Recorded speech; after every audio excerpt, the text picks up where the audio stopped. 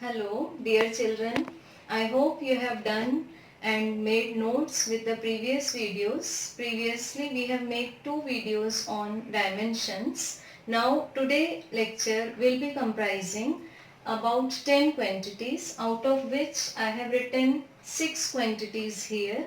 अब तो आप इतने समझ गए होंगे कि सिर्फ फॉर्मूला जानने से आप आगे बढ़ सकते हैं अगर आप पहले 2 वीडियोस के मेथड्स को ध्यान में रखेंगे तो। चलिए बढ़ते हैं जल्दी से। सबसे पहली क्वांटिटी है इम्पल्स। बेसिक फॉर्मूला है product of force into time, जो बेसिक क्रिकेट में यूज होता है। फिर से फंडामेंटल को सर्कल मारा। हम अपनी मेथड को लास्ट तक छोड़ेंगे नहीं जब तक हम परफेक्ट ना हो जाए। इसका फॉर्मूला लिखा mass into acceleration into time. फिर से फंडामेंटल को circle, mass and time. Fundamental याद है कि नहीं? 7 क्वांटिटीज। ओके, नाउ एक्सेलरेशन का ब्रेकिंग लिखा s upon T square into T.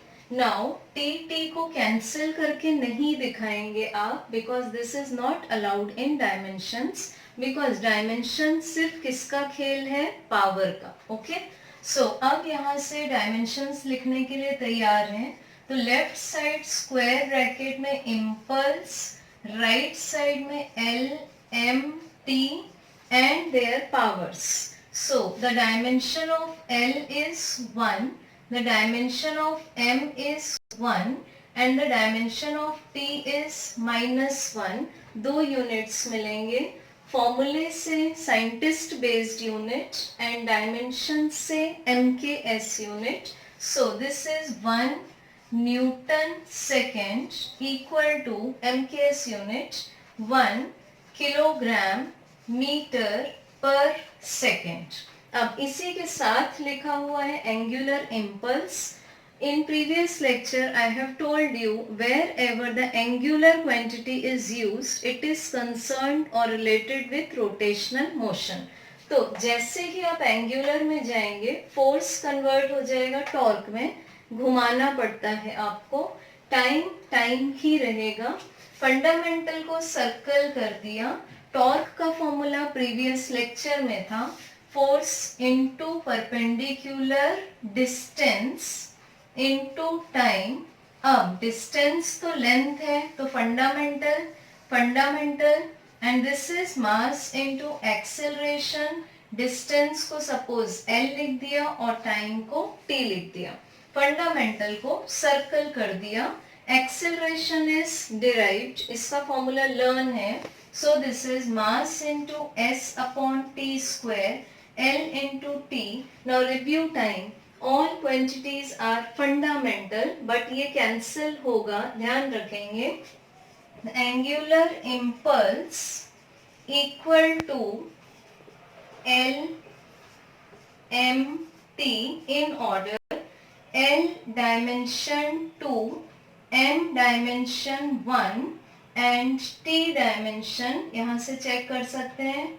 1 minus 2 will be -1. So these are the dimensions of angular impulse 2, -2, 1, -1. अब फॉर्मूला बेस्ड साइंटिस्ट यूनिट क्या है आपके पास? Newton metre into second, and this is equal to 1 kilogram, mass के लिए kilogram, metre square पर second. Okay, next is critical velocity. Critical word से velocity physics के काफी ब्रांचेस में यूज होती है. Some of the chapters are gravitation और मैकेनिकल प्रॉपर्टीज ऑफ फ्लूइड्स. फिर से ये सब बेटा बाद में पढ़ेंगे हम लोग जब 11th में आगे बढ़ेंगे. आपको फोकस करना है वेलोसिटी वर्ड पर, which is equal to displacement upon time.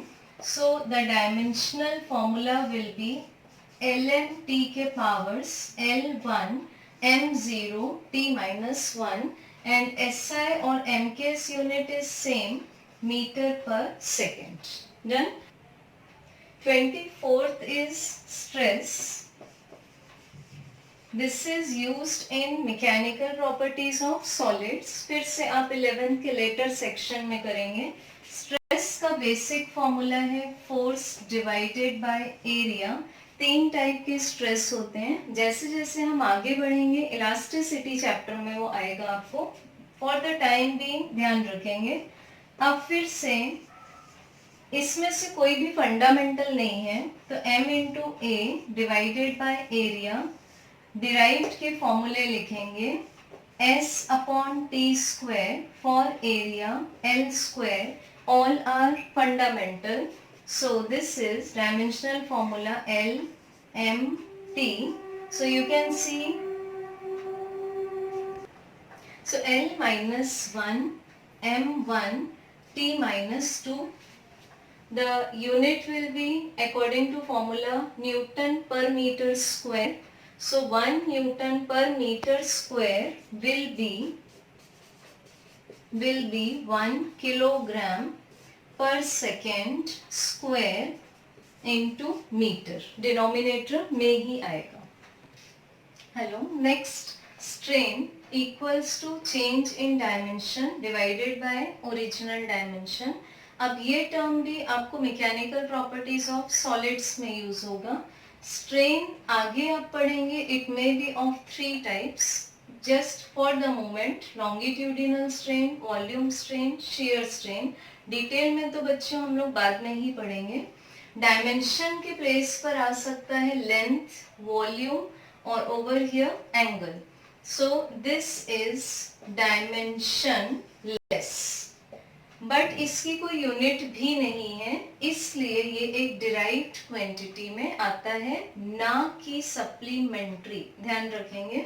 Next 26 is modulus of elasticity. Modulus of elasticity भी 3 टाइप के हैं. फर्स्ट इज यंग्स मॉड्यूलस, जिसको हम y से रिप्रेजेंट करते हैं. Second is bulk modulus, which is represented by B, and third is modulus of rigidity, which is represented by eta. इस symbol को ग्रीक लेटर eta से प्रोनाउंस करते हैं. Simple formula for any modulus of elasticity is stress divided by strain.